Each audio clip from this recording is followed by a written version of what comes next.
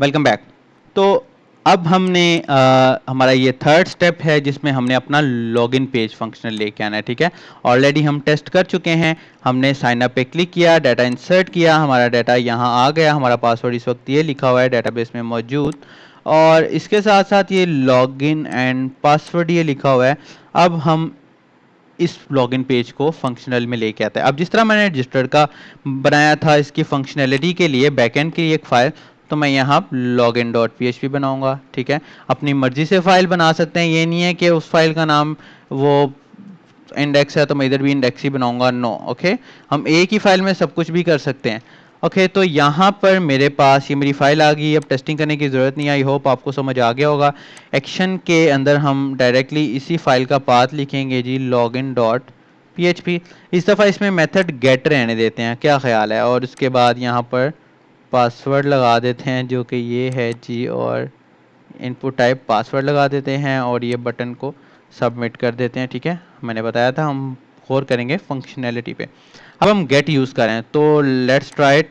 मैं लिखता हूँ यहाँ contact@aslammukhtar.com और मैं यहाँ पर अपना पासवर्ड डालता हूँ, तो ये मुझे इस पेज पर ले आएगा। देख रहे हो, लॉगिन डॉट php।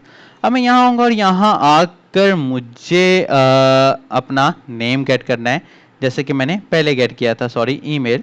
तो मैं यहाँ ईमेल लिखता हूँ और ईमेल लिखने के बाद यहाँ पर मैं अब गेट यूज़ करूँगा, बिकॉज मैं वहाँ गेट यूज़ कर रहा हूँ। तो मैं यहाँ पर ईमेल, अगर कमेंट देना चाहूँ कमेंट दे सकता हूँ, मेरा अपना मसला है। ठीक है, आप देख सकते हो, आप कमेंट देना चाहो तो कमेंट दे सकते हो। ठीक है, वैसे आपको कमेंट देकर ही कोड लिखना चाहिए। ओके, तो मैं यहाँ पर गेट यूज़ करता हूँ और गेट यूज़ करने के बाद मैं यहाँ पर पासवर्ड यूज़ कर लेता हूँ। याद रखिएगा कि ये वाले स्पेलिंग्स और ये वाले स्पेलिंग्स, ये कैपिटल हैं तो कैपिटल, स्मॉल है तो स्मॉल। कैपिटल और स्मॉल का डिफरेंस नहीं होना चाहिए कि वहाँ मैंने स्मॉल यूज़ कर लिया, यहाँ मैं कैपिटल यूज़ कर रहा हूँ, ये चीज़ नहीं होना चाहिए। ओके, नेक्स्ट चलते हैं।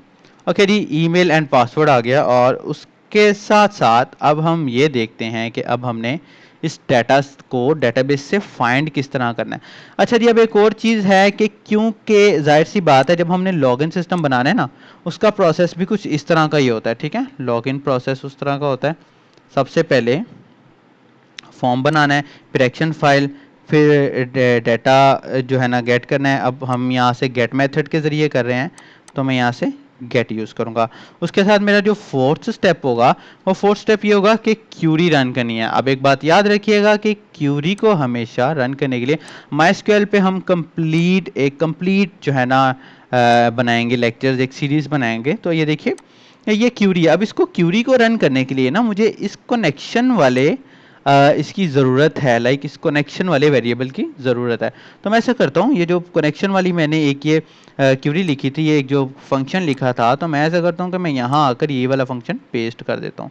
तो ये क्या कर रहा है मेरा फंक्शन, कनेक्ट विद डेटाबेस। अब आपके जहन में आ रहा होगा कि हम यहाँ इंक्लूड यूज़ करके भी कर सकते हैं, तो हाँ कर सकते हैं, कोई ऐसा मसला नहीं है। अच्छा, तो यहाँ पर अब मुझे क्यूरी लिखनी है। ओके, सो ये दिस वन, एंड इसके साथ साथ मुझे यहाँ पर अगेन यहाँ क्यूरी लिखनी है। तो क्यूरी में मैं क्या लिखूँगा, सिलेक्ट स्टैटिक फ्रॉम, मेरे टेबल का नाम है जी यूजर्स, अगर वो कैपिटल में होता तो मैं यहाँ कैपिटल लिखता, वेयर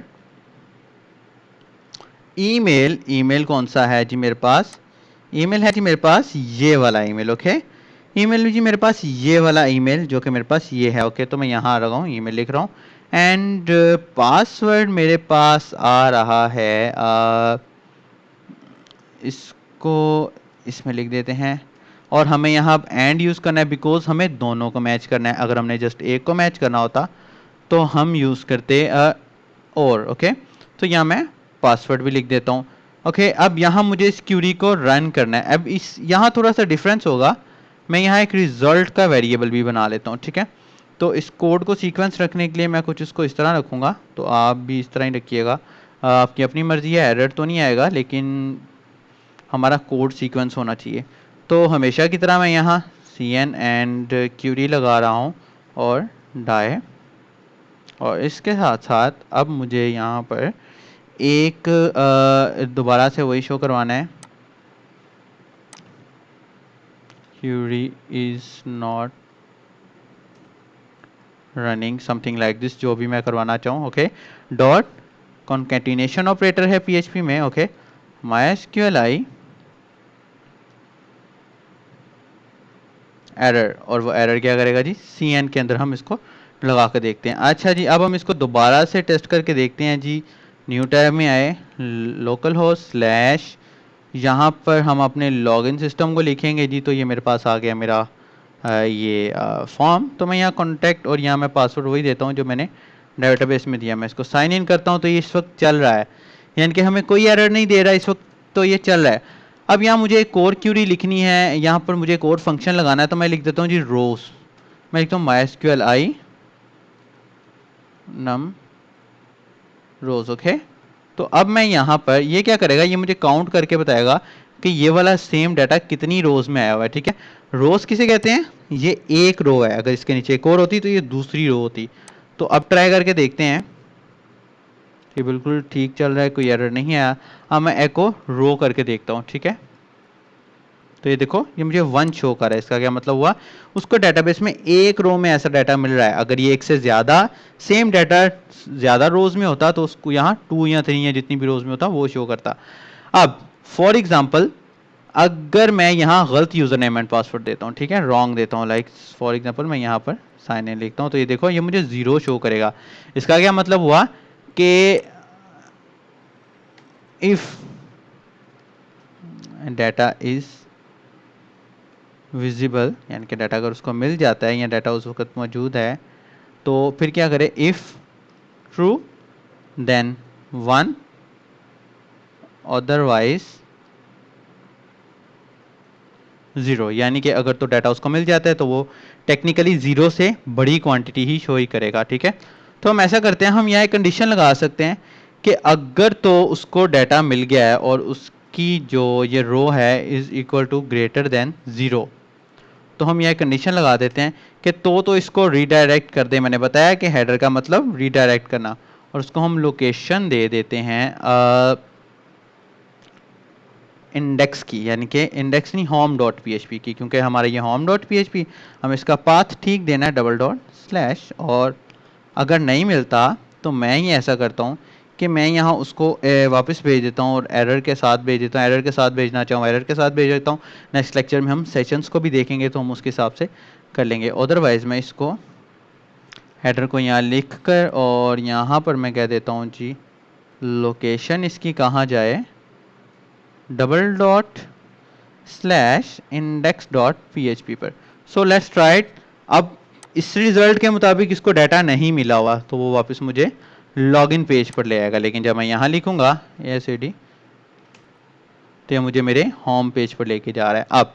अब मुझे यहाँ एक ऐसी फंक्शनैलिटी क्रिएट करनी है कि जिसमें जो बंदा लॉगिन है ना वो आ जाए। ठीक है, जो बंदा लॉगिन है ना उसका नाम भी है, जो फुल नेम हमने लिखा है वो, और उसके साथ साथ अब देखिए, अगर हम इसको दूसरे पेज पे जाके गेट करने की कोशिश करता हूँ, ये तो मेरा स्टिल एक्सेसिबल हो रहा है। अब इसका मैं क्या करूँगा, अब मुझे यहाँ एक ऐसी सिक्योरिटी भी लगानी है कि अगर मेरा पर्सन लॉगिन नहीं है तो ये वापस मुझे लॉगिन पेज पे लेके जाए कि भाई तुम लॉगिन करो पहले, डायरेक्ट इस पेज पे नहीं आ सकते। ये था इस वक्त हमारा साइन इन का प्रोसेस, साइन अप का प्रोसेस, और हमने इसमें थोड़ा सा रीडायरेक्ट भी पढ़ा। तो मिलते हैं नेक्स्ट लेक्चर में सेशंस एंड कुकीज़ के साथ। अपना ख्याल रखिएगा, डोंट फॉरगेट टू सब्सक्राइब। अगर आपको कोई क्वेश्चन है तो कमेंट में लाजमी पूछ लिए। Take care always, good bye.